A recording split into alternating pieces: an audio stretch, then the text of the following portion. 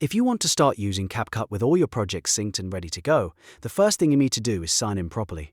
In this video, I'll show you exactly how to sign in for CapCut step by step so you can get into your account quickly and without any confusion. And if this tutorial helps you, make sure to hit the like button and subscribe for more simple software guides just like this. Let's jump in. First, open the CapCut app on your device.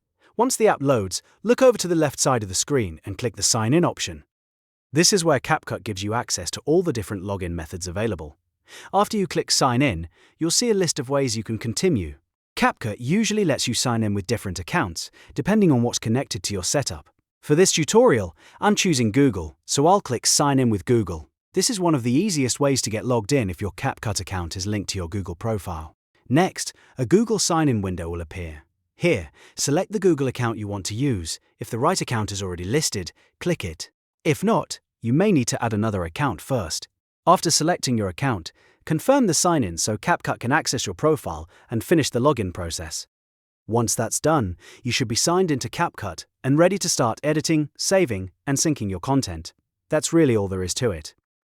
Signing in only takes a few moments, but it makes it much easier to manage your projects across devices and keep everything connected.